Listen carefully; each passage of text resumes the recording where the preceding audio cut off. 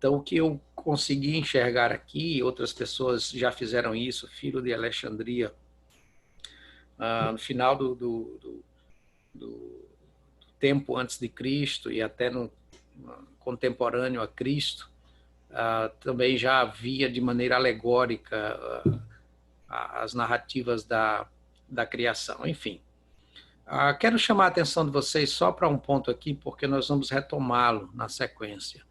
Quando no dia 2 Deus diz, haja entre as águas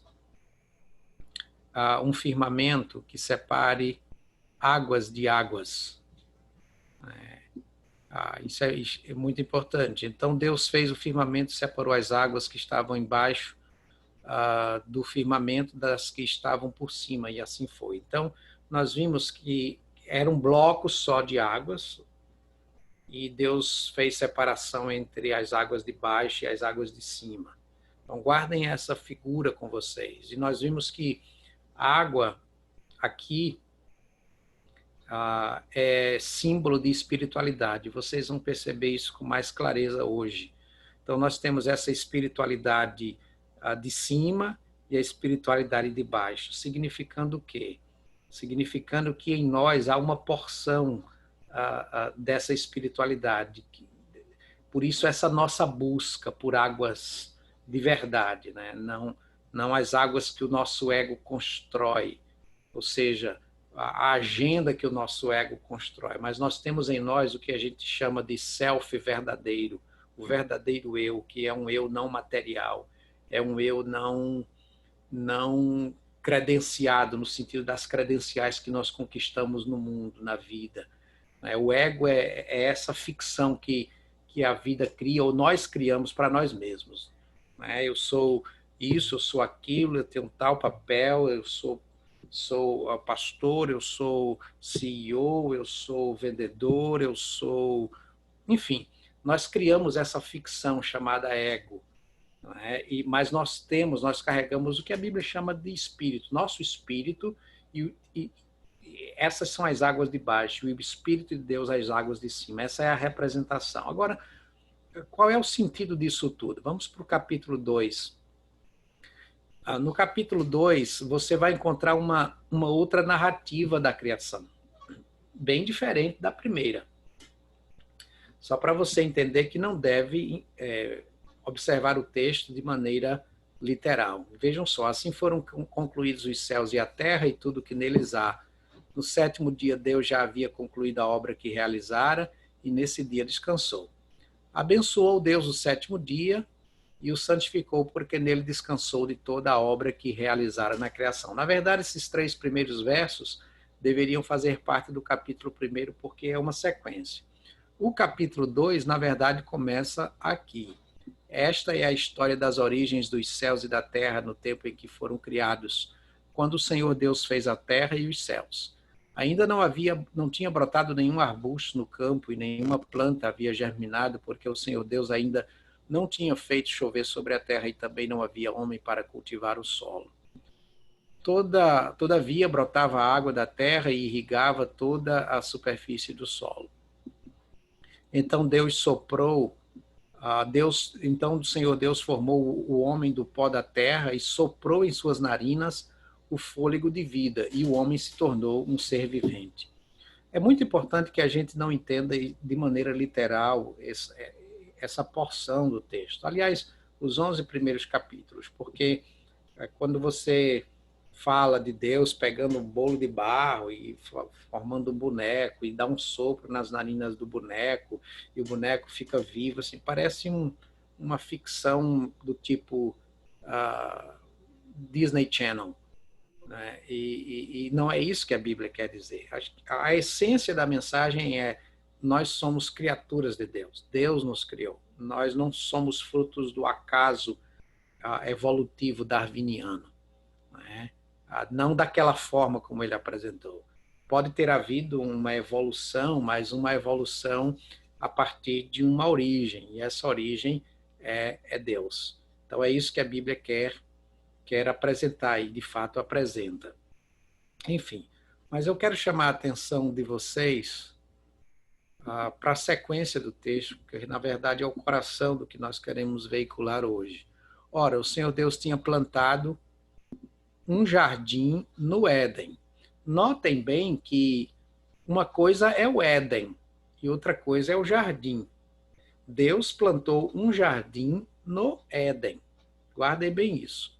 Para os lados do leste, e ali colocou o homem que formara. O Senhor Deus fez nascer, então, do solo todo tipo de árvores agradáveis aos olhos e boas para alimento. E no meio do jardim estavam a árvore da vida e a árvore do conhecimento do bem e do mal. Notem que aqui as árvores foram criadas depois do ser humano. No capítulo 1, o ser humano é criado por último. Né? Então vejam bem que aqui não existe uma narrativa literal.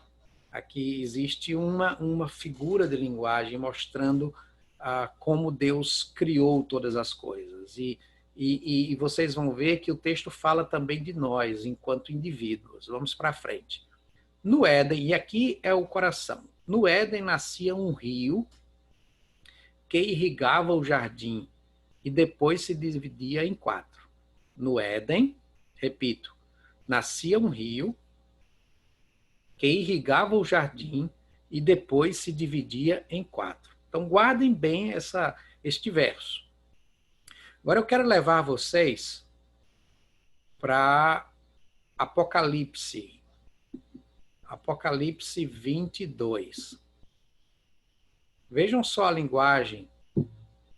Então o anjo me mostrou o rio da água da vida, que claro como cristal, fluía do trono de Deus e do Cordeiro. Aqui é o livro de Apocalipse, portanto, João estava na ilha de Patmos, exilado, e tem essa visão das últimas coisas. E aqui ele está vendo basicamente esse lugar onde Deus habita, a nova Jerusalém, a habitação de Deus. Então, vejam só a linguagem que ele usa. Então o anjo me mostrou o rio da água da vida, que claro como cristal, fluía do trono de Deus e do Cordeiro. Vejam bem que lá no Gênesis, Deus plantou um jardim no Éden, e do Éden saía um rio, ou fluía um rio. O Éden era a nascente desse rio, que banhava aquelas terras. E aquele rio se transformou em 4 e banhava, fertilizava aquelas terras. Aqui, esse rio da água da vida fluía do trono de Deus e do Cordeiro. Vejam que é a mesma linguagem. É a mesma linguagem. Na rua principal da cidade, no meio da rua principal da cidade, de cada lado do rio estava a árvore da vida, que dá 12 colheitas, dando fruto todos os meses. As folhas da árvore servem para a cura das nações. Mais uma vez aqui o rio é para dar vida à cidade. Transforma a cidade, a Nova Jerusalém, num jardim. E as folhas da árvore servem para a cura das nações. Vejam que aqui também está a árvore da vida. Nesse lugar aqui, no Apocalipse, não está mais a árvore da ciência do bem e do mal, a árvore da dissolução do pecado, mas só a árvore da vida. E as folhas dessa árvore servem para a cura das nações, para a saúde das nações, assim como no Gênesis, aquele rio que se transforma em 4 é para a saúde da terra, fertilizar a terra. Muito bem. Vamos agora para o Evangelho de João. Evangelho de João, capítulo 7. Vejam só o que o texto nos apresenta a partir do verso 37. O contexto aqui, Jesus vai para Jerusalém, para a festa onde a cidade está carregada de gente, a cidade cheia. Jesus desce, então, da Galileia e é convidado pelos seus irmãos, vamos para a festa, vamos para Jerusalém. Jesus diz, olha, não dá para ir agora, não chegou o meu tempo, não chegou o meu momento. Mas quando os irmãos se vão, ele acaba descendo para Jerusalém.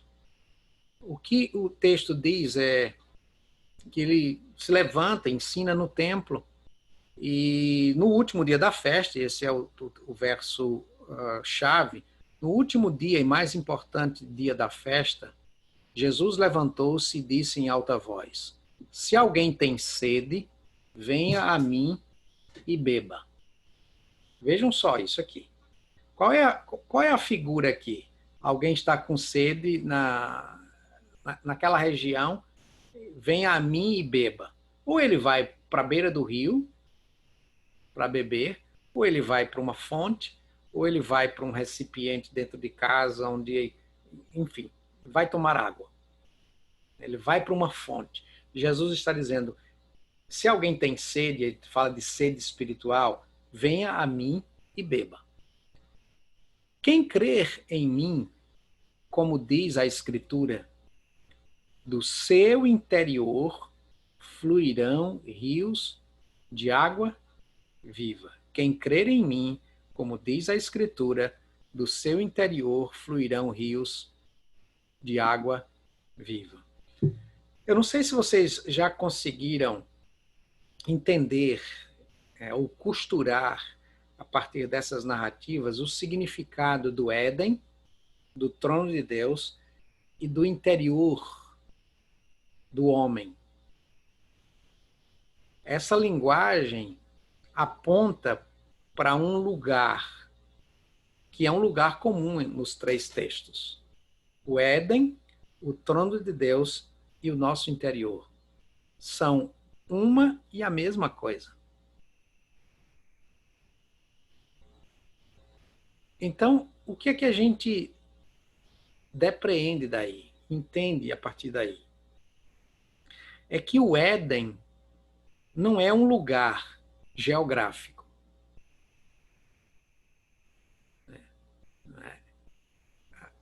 O trono de Deus e do Cordeiro também não é um trono que está em algum espaço cósmico. No Evangelho de João isso fica esclarecido. Quem crer em mim, como diz a Escritura, do seu interior fluirão rios de água viva. Antes Jesus diz, quem tiver sede, venha a mim e beba da água da vida. Ora, aquele rio, aquele Éden, na verdade, aquele Éden e o trono de Deus e do Cordeiro são o Cristo, o próprio Cristo. Cristo em nós, do nosso interior flui água viva.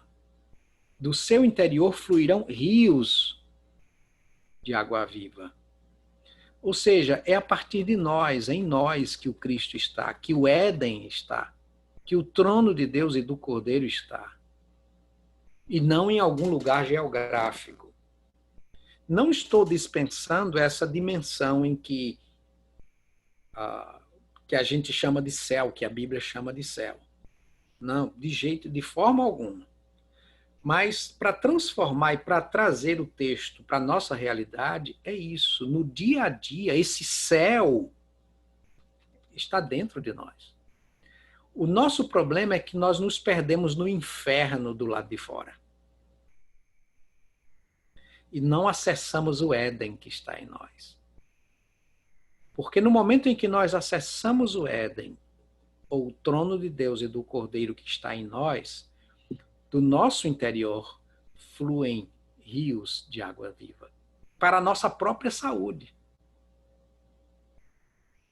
Para a nossa própria saúde. Assim como no Gênesis e no Apocalipse, a terra lá era fertilizada pelos rios, as folhas da árvore da vida na Nova Jerusalém para a saúde das nações, assim também o Cristo em nós, uma vez que nós nutrimos comunhão com o Cristo em nós, a nossa vida é banhada pela saúde. Essa é a imagem. Essa é a mensagem, de fato. Certo? Então, não procuremos de maneira literal esse Éden, esse jardim do Éden, porque nós não vamos encontrá-lo. Né? Há especulações, o Éden é lá para a região do Iraque, enfim, nada disso. E a Bíblia é muito clara quando diz que nós somos o templo do Espírito Santo. O templo é casa de Deus, morada divina. Somos nós. Cabe a nós cultivar, acessar esse lugar. E aí é que mora o segredo. A nossa religião é uma religião muito marcada pelas coisas que estão do lado de fora. Né? Estão do lado de fora. Nós criamos estruturas, igreja, por exemplo, instituições, demarcamos os espaços, formatamos as regras, criamos os modelos, ou seja, é uma religião voltada para o lado de fora. Falta esse cultivo interior. Foi por isso que Jesus, ensinando sobre oração, ele disse aos discípulos, quando vocês orarem, não façam como os religiosos hipócritas, os fariseus, escribas, que fazem questão de orar em praça pública para serem vistos pelos homens. Mas quando vocês orarem, entre no aposento de vocês, ou seja, no lugar mais íntimo de vocês. E esse aposento é aqui dentro. Entrem no aposento de vocês, fechem a porta e orem ao Pai de vocês que está em secreto. E o Pai de vocês que vem em segredo ou em secreto recompensará vocês. Cultivar essas águas internas, cultivar esse Éden interior. Vejam só, quando a gente chegar na parte em que Adão e Eva são expulsos do paraíso, o que isso vai nos indicar? Que nós fomos expulsos desse paraíso que está em nós. Entende? Esse paraíso que está, esse lugar, esse Éden, esse jardim, esse lugar de onde flui o rio de água viva, ou águas vivas. Nós estamos alienados desse lugar. Está tão próximo de nós, tão perto de nós, mas ao mesmo tempo nós estamos tão distanciados desse lugar que nós nos perdemos. Nós nos perdemos. Com questiúnculas teológicas, com disputas territoriais, com conquistas de ego, enfim, e cada vez nós nos afastamos desse lugar. O desafio da Bíblia é esse retorno, e esse retorno é através de Cristo. É através de Cristo. Não é aceitando Jesus, levantando a mão numa igreja, indo lá na frente, recebendo oração e você está salvo. Esse tipo de linguagem não se constrói e não se estabelece. É extremamente simplória, extremamente religiosa. A verdadeira conversão é a conversão para dentro. É a conversão para esse cultivo. É a conversão para o Éden interior. Eu sei que essa é uma linguagem bem diferente da linguagem que nós normalmente encontramos nos púlpitos, nas igrejas, nos estudos bíblicos. Mas é essa linguagem da Bíblia que deve merecer de nossa parte um olhar mais generoso. Porque as outras linguagens têm falhado. Daí tantas decepções e tantas frustrações com a instituição. Era isso que eu tinha para repartir com vocês hoje. Nós temos aí mais alguns minutinhos. Alguma pergunta pode ser feita no chat. Ok. A Vanessa escreve: essas reuniões são tão importantes para mim. É o tempo que eu paro para refletir. A vida espiritual é muito importante para todos nós e o que nos mantém em pé nos momentos mais difíceis. Adorei a sessão de hoje, foi linda. Eu vou para aí com certeza, Carlos. Eu sei que tudo será na hora certa e vou poder dizer um oi pessoalmente. Muito obrigada pela oportunidade de participar da capelania mais uma vez. Obrigado a você, Vanessa, por esse feedback. Como é bom saber que você está sendo abençoada.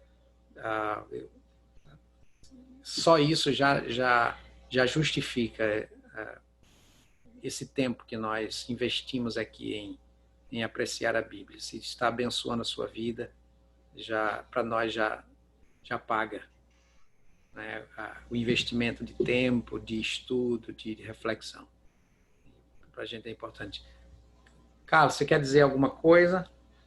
Não, tá. Só dizer que eu estava lendo em 1 João 5 hoje exatamente essa importância da gente entender o que quer dizer estar em Cristo, né? Estar em Cristo é ter o Cristo dentro de nós, né? Nós temos a morada do Espírito Santo e a sua reflexão de hoje é magnífica porque nos abre a alma, o espírito, o coração para o que a Bíblia quis dizer, ao invés de ficar, às vezes, buscando a formatação bíblica. Quantas pessoas chegam para nós e perguntam: eu não leio a Bíblia porque eu não consigo entender. E você está nos dando a oportunidade de entender a Bíblia com o espírito que seguramente Deus colocou no seu texto. Te agradeço, Josias. Eu que agradeço. Que essa oportunidade continue sendo oferecida a cada um de nós. Sou eu quem agradece pela oportunidade e quando eu reflito assim com vocês, eu aprendo muito mais. Cada vez que eu volto a esses textos, eu acolho e recebo impressões novas. Então, eu que agradeço pela oportunidade. A Vânia também escreve aqui: concordo plenamente com a Vanessa. Eu paro literalmente para ouvir ouvir só você, sem dividir meu tempo com outras atividades. Que bom, Vânia. Obrigado por essa atenção que você dá a esse momento. Sem dúvida, a Bíblia é uma fonte de vida muito importante. Ainda hoje, eu cultivo todos os dias a leitura da Bíblia, a meditação, a oração, como eu fazia quando era adolescente. Então, passou a fazer parte da minha vida, eu não sei viver sem isso. De modo que é extremamente importante cultivar esse processo, né? Alcançar esse acesso a esse Éden interior, né? Essas águas vivas. E interessante que os fariseus conheciam muito bem a Bíblia, mas conheciam de cor e salteado a Bíblia. E Jesus disse para ele: vocês erram muito porque vocês não conhecem nem as Escrituras, nem o poder de Deus. Mas como Jesus disse que eles não conheciam as Escrituras? Se eles a conheciam, conheciam a letra, mas não conheciam a mensagem profunda que as Escrituras traziam. Enfim, é esse o nosso desafio. Eu espero que vocês tenham um dia muito abençoado, um restante de semana abençoado, muito produtivo. E vamos tentar mudar a formatação para a reunião, a fim de que, pelo menos nesses momentos finais, vocês tenham uma participação maior e a gente possa dividir mais, interagir melhor, tá bom? A gente vai alcançando pouco a pouco um modelo melhor de trabalho. Mais alguma palavra, alguma coisa? Senão a gente encerra 2 minutos mais cedo. Então, deixe-me orar com vocês. Agradeço-te, Senhor, porque Tu nos dás a oportunidade de olhar a Bíblia, de conversar com o texto, de ouvir o texto e de entender que a fonte é mais embaixo, que não dá para permanecer na superfície, na legalidade, na grade simplesmente estrutural da religião, mas descer a essas profundezas, não só de reflexão cognitiva, mas de experiência com Cristo, com o Éden interior, com essas águas vivas que estão em nós e fluem de nós, tão ignoradas também por nós. Guia nosso coração e nossa mente, fortalece nosso espírito, dá-nos um dia de paz e abençoado em nome de Jesus. Amém. Gente, um bom dia para vocês. Bom dia, Josias. Obrigado novamente. Amém. Deus te abençoe. Eu que agradeço. Deus abençoe vocês. Tchau, tchau.